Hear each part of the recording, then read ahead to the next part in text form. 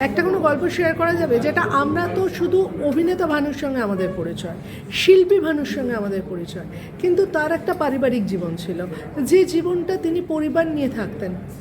তো সেরকম একটা কোনো গল্প যদি একটু শেয়ার করা যায় দর্শকদের জন্য। মাছ খেতে উনি অসম্ভব ভালোবাসতেন। বিশেষ একটা ব্যাপার ছিল ওনার মানে মাছটা আর কি, সেটা নিয়ে আমাদের সিনও রয়েছে। কিন্তু সব থেকে আশ্চর্য ঘটনা যেটা ঘটেছিল ওনার সদ্য বিবাহের পর, সেই ঘটনাটা ছবিতে দেখানো হয়েছে। মানে নীলিমা ব্যানার্জি রয়েছে যে ঘটনাটার মধ্যে, এবং অসম্ভব মজার যেরকম ঘটনা সেরকম অসম্ভব অবাক কাণ্ড। কারণ অতদিন আগে বিয়ের পরে নানান নিয়মকানুন, নানান রীতিনীতি এইসব থাকতো, সেই সব কিছুকে তুচ্ছ করে তাচ্ছিল্য করে দিয়ে যা কাণ্ড উনি ঘটিয়ে ফেলেছিলেন সেটাই সব থেকে মজার ঘটনা ওনার জীবনে। এবং তাতে সায় দিয়েছিলেন ওনার স্ত্রী, তার জন্য মিথ্যা কথা বলেছিলেন বাড়িতে ঘুরি ঘুরি। কিন্তু সেটা বিস্তারে আমি বলতে পারবো না, কারণ ওটা ছবিতে দেখতে হবে। দর্শকদের কি বলবে? দর্শকদের যে কোনো ছবির ক্ষেত্রে যেটাই বলা সেটাই বলবো যে প্রেক্ষাগৃহে এসে ছবিটি দেখুন। এবং এইটুকু আমি বুঝতে পেরেছি বাঙালি দর্শকের ক্ষেত্রে, যে ছবি যদি ভালো লাগে দর্শকের, তখন দর্শক নিজেরাই মাউথ পাবলিসিটি করেন, এবং সেটা শুনে আরও দর্শক আসেন ছবি দেখতে। ভালো ছবি পেলে বাঙালি দর্শক প্রেক্ষাগৃহে এসে দেখতে পছন্দ করেন, এটাই আমার অভিজ্ঞতা বলে। তখন বিশেষ একটা হাতে পায়ে ধরতে হয় না আর কি, পাশে দাঁড়ান, পাশে বসুন, পাশে শুয়ে পড়ুন, এগুলো খুব একটা বলতে হবে। আমার মনে হয় এই ছবিটার ক্ষেত্রে দর্শকের ভালো লাগে, তার জন্য প্রথমবার একবার একটু প্রেক্ষাগৃহে এসে ছবিটা দেখতে হবে, সেটা দেখতে হবে। জমালয় জীবন্ত ভানু নামটার মধ্যে দিয়েই একটা জিনিস বলে দিচ্ছে, তিনি ওখানেও জীবন্ত, এখানেও জীবন্ত। কি বলবেন? সত্যিই জীবন্ত ভালো।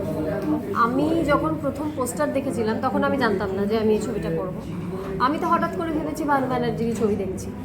তো অপুকে, শাশ্বতকে এই ছবিটা দেখে, কিন্তু ছবিটাতে দেখে দর্শকদের জীবন্ত ভানুই মনে হবে ভানু ব্যানার্জি জীবন্ত হয়ে চলে এসেছে। আর এই নামটা সেদিক থেকে দেখতে গেলেও সার্থক। আর জমালয় জীবন্ত ভানু কেন, সেটা তো ছবিটা দেখলে দর্শক বুঝতে পারবে যে গল্প অনুযায়ী নামটি কেন। দেখার দিক থেকে যদি বলা হয়, অপুকে সত্যি জীবন্ত ভানুই মনে হয়েছে। কিছু কিছু চরিত্র থাকে যখন আসে সেগুলোকে নিজের মতন করে ওয়ার্কশপ করে নিয়ে করতে হয়। আর কিছু চরিত্র আছে, এই চরিত্রটা কোথায় যেন পারিবারিকভাবে বলো বা ওই মহিলাটিকে মানুষরা চিনতেন, জানতেন। বিশেষ করে নিজেকে কতটা এই চরিত্র বা নীলিমা দেবীর চরিত্র হয়ে ওঠার জন্য নিজেকে কি চেঞ্জ করতে হয়েছে, কি ওয়ার্কশপ করতে হয়েছিল, কি করতে হয়েছিল।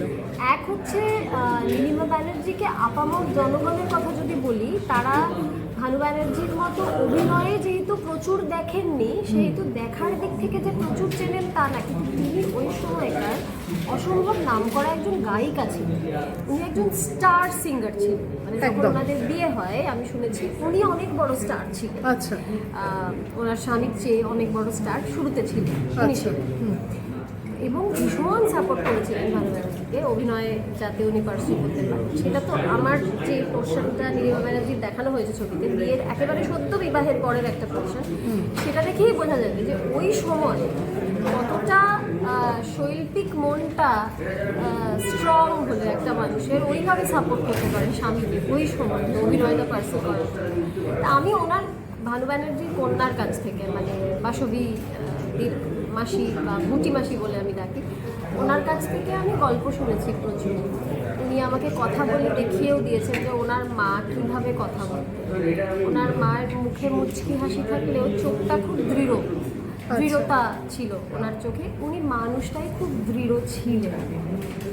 সেগুলো সব অনেক গল্প ওনার কাছে শুনে, স্ক্রিপ্টটা সঙ্গে নিয়ে গিয়ে যে উনি যে বাংলা ভাষা বলতেন, ঠিক কী হবে উচ্চারণগুলো বা শব্দগুলো, সেগুলো জেনে নিয়ে, এটাই আমার একমাত্র উপায় ছিল।